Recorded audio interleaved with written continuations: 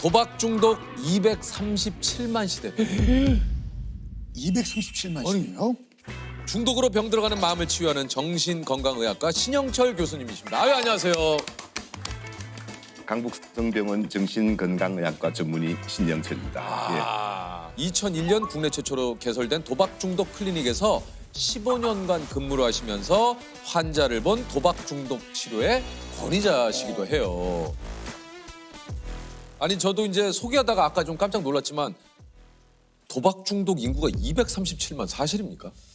실제로 우리가 느끼는 것보다 훨씬 더 많은 숫자의 중독자들이 있을 것이다. 그렇게 예상을 하고 있습니다.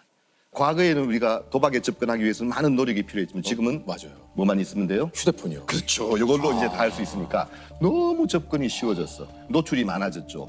중독자가 늘어나면서 어찌 보면 당연한 결과인지도 모릅니다.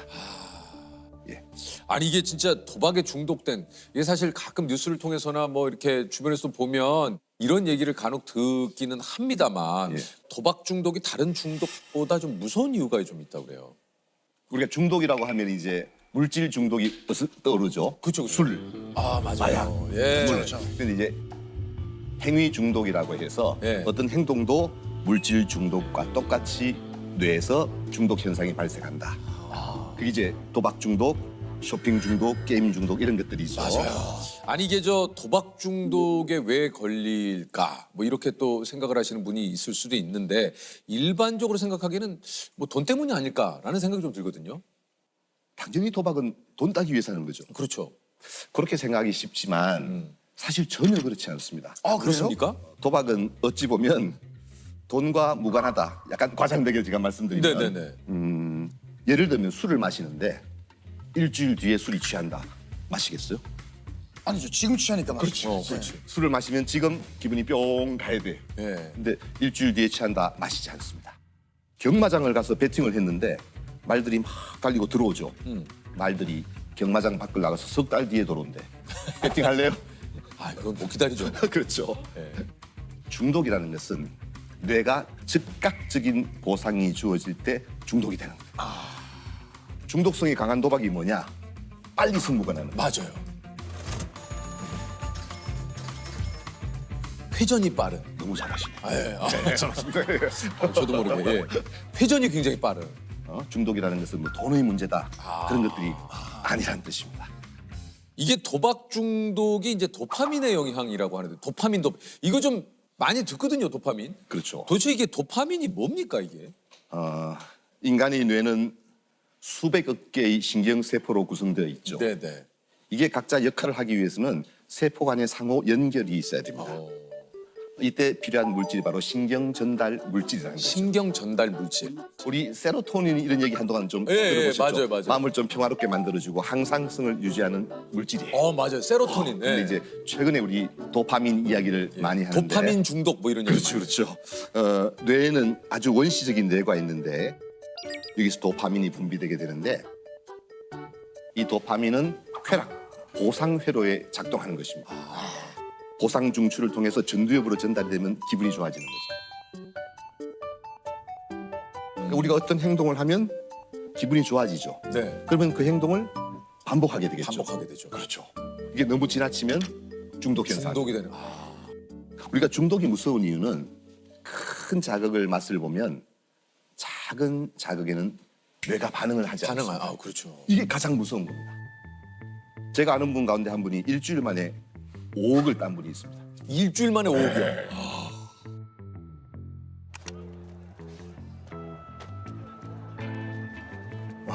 도박을 해서요. 얼마나 행복했겠어요.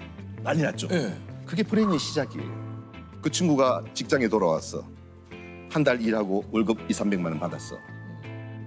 기별이 올까요?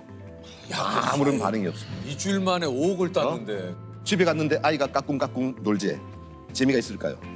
그런 일상의 자극에는 도파민이 올라가지 않습니다. 어떻게 해야 돼요? 또 도박을 다시 카지노로 가야 되죠. 결국은 전 재산을 다 탕진한 친구가 있죠. 그러니까 중독이 무서운 이유는 한번 우리가 큰 자극을 지속적으로 이게 마주하게 되면 작은 일상 행복이 사라지게 되는 겁니다. 그게 가장 큰 불행의 시작이라고 볼 수 있습니다. 이게 참 와, 이게 참 좀 진짜 그 예전에 그런 얘기를 하더라고요. 이게 저 뭐 굉장히 큰 카지노나 이런 데는 돈을 많이 따가도 전혀 걱정을 하지 않는다. 언젠간 저 사람은 다시 돌아올 걸 알기 때문에. 아 진짜 그 얘기를 누가 여기 어디서 제가 들었는데 진짜 고개가 좀 끄덕여지더라고요. 그 말은 도박은 결국 시간과의 싸움이라는 뜻입니다. 그러니까요. 자, 우리 세 명이 고스톱을 친다고 가정해 봅시다. 네. 100만 원씩 냈어. 네. 밤새도록 치면 누가 따가죠? 기술이 좋은 사람이 따가겠죠. 그렇겠죠. 그런데 만약에 옆에서 한 판 칠 때마다 누가 1,000원씩 뗀다고 가정해 봅시다. 네. 그러면 밤새도록 치면 돈은 누가 가지고 있어요? 저 사람이 따요. 그렇죠. 그러니까 오래만 앉아 있으면 돈은 사라진다는 뜻입니다. 카지노는 누가 따든 말든 걱정이 없죠. 가만히 시간만 보내면 자동적으로 돈은 들어오게 돼 있습니다. 카지노에 그래서 시계가 없대잖아요. 맞아요. 저도 그 얘기 들어요. 창문도 없고. 창문도 없고. 우리나라는 있습니다. 아, 있습니다. 아, 우리나라는 있습니까? 네. 어. 자, 그러면 왜 돈을 잃는다는 걸 아는데 못 빠져나올까요? 뭐 왜 그럴까요? 이제 하지 않으면 문제가 생기는 시기가 옵니다. 아, 처음에는 좋아서 했지만 나중에는 하지 않으면 힘든 거예요. 내 스스로가. 두 번째는 거기서 빠져나오는 순간 현실로 돌아와야 되잖아요. 빚이 1억이야. 도박을 하는 동안은 그거는 손실이 아니죠. 아직 하고 있으니까. 근데 거기서 나오는 순간 확정 손실이 되어버립니다. 제가 만난 분 가운데 가장 큰 돈을 잃었던 분이 거의 한 500억 가까이 예? 잃었던 분. 500억이요? 예.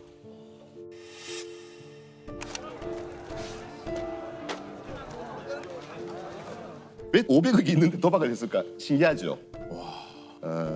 정말 대단한 분이셨죠. 열심히 살아서 중소기업을 잘 이룬 상까지 많이 받은 그런 분인데 어느 날 은퇴하고 난 뒤에 카지노에 중독돼요. 그리고 돈을 다 잃었는데 제가 만나서 이렇게 뵈니까 평생 한 번도 도박을 해보신 적이 없대요. 가만히 얘기를 들어보니까 이분이 평생 일을 도박처럼 했구나. 저는 볼 때 모든 열정과 에너지를 정말 일에 쏟아, 쉽게 말하면 일 중독이죠. 이게 은퇴하고 나니까 이 에너지와 열정이 갈 곳이 없잖아요. 어느 날 딱 그걸 접하는 순간 중독에 빠져버린 거예요. 중독이라는 것은 결국은 방향성의 문제라는 뜻입니다. 이 열정과 에너지가 나에게 가정의 사회의 건강한 쪽으로 붙느냐 아니면 나를 해치고 가정을 해치고 사회를 해치는 쪽으로 붙느냐 이 차이일 뿐인 것입니다. 우리가 도박 중독에 누가 잘 빠지는가 고민이 되잖아요. 그래요. 그러면 우리는 도박 중독에 빠질 수 없을까요? 우리는 알코올 중독에 빠질 수 없을까요? 있죠.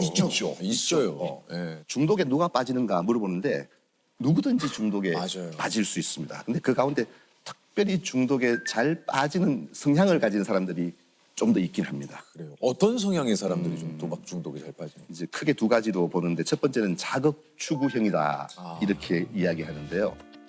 어릴 때 이렇게 물어보면 그 구슬치기, 딱지치기 해도 다 따야 되는 친구들이 있어요. 예. 승부사의 기질을 갖고 있어요. 아, 이 에너지와 열정이 넘쳐요. 당구 쳤지 물어보면 300이래. 뭐 물어볼 것도 없어.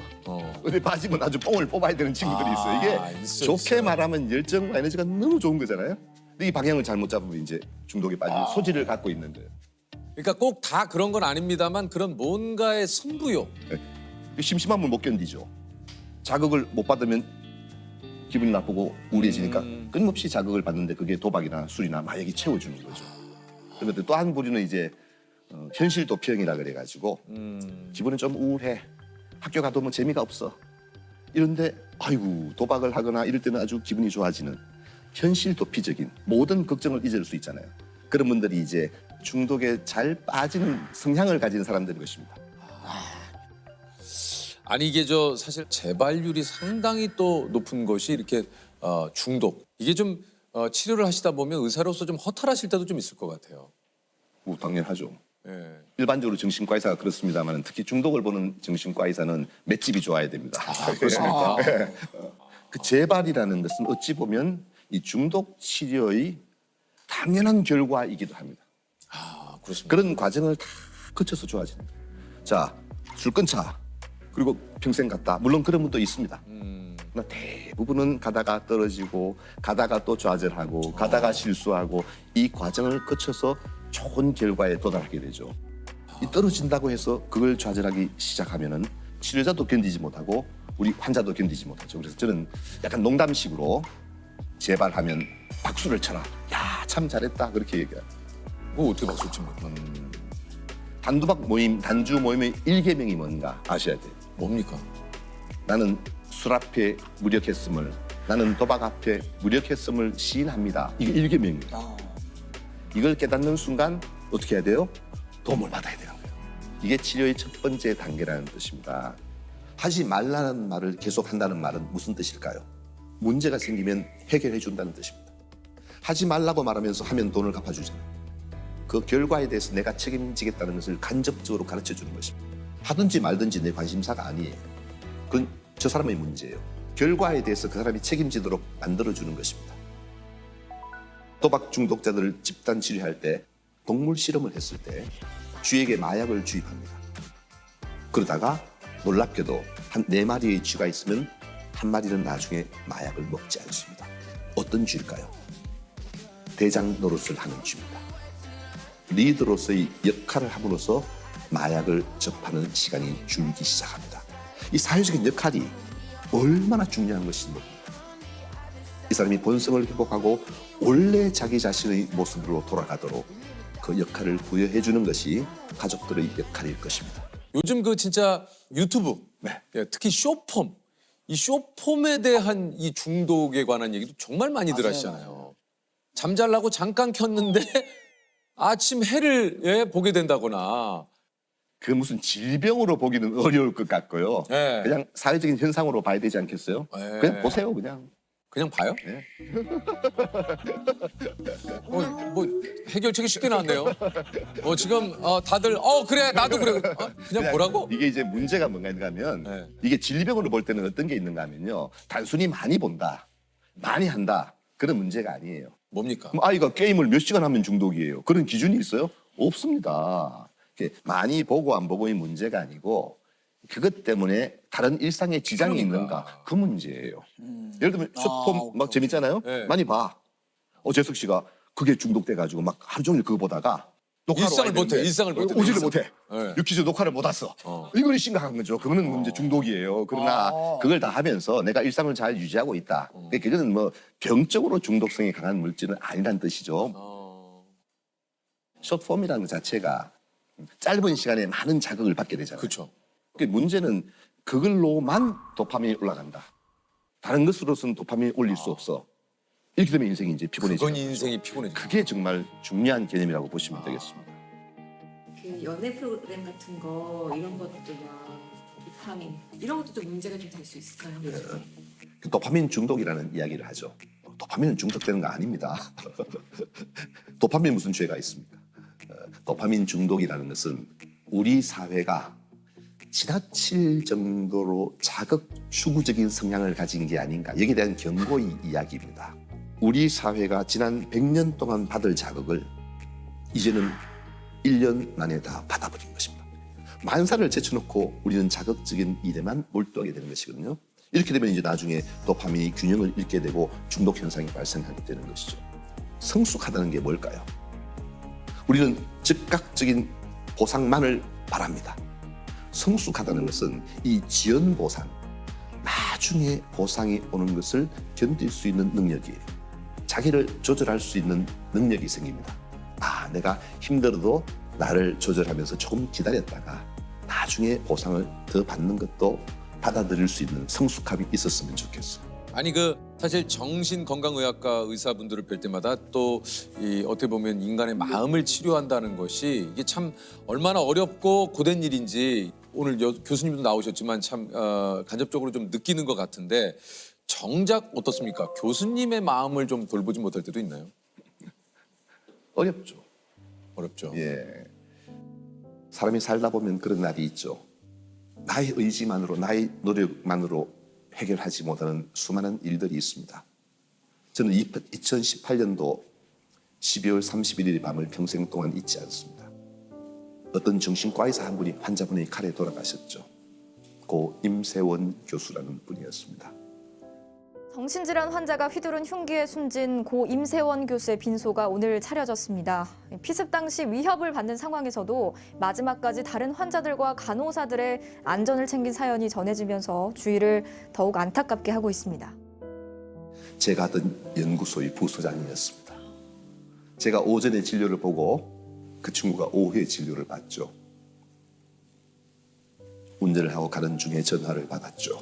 사고가 났다고. 그리고 돌아오면서 수많은 생각을 했죠. 그가 떠나고 저는 맷집이 무지무지 좋은 사람이거든요. 그런데도 버티기가 힘들었나 봐요.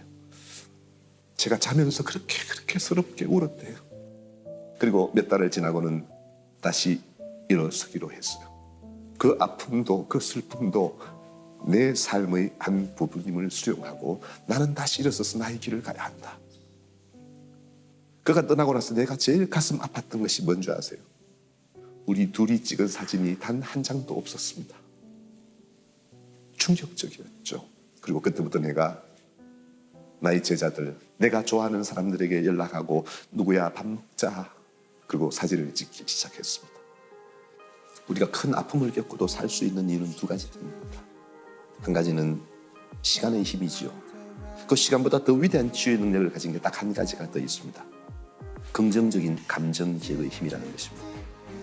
작은 일상에서 웃게 되는 기억들이 있죠. 감정에 동반된 기억은 뇌에 남게 됩니다. 여러분도 지금 여러분이 만나고 있는 또 여러분이 옆에 있는 이 사람들이 얼마나 소중한 사람들인지 그들과 함께 맺는 이 관계들이 얼마나 내 삶에 소중한 것인지를 깨닫는 그런 한 해가 되었으면 좋겠습니다.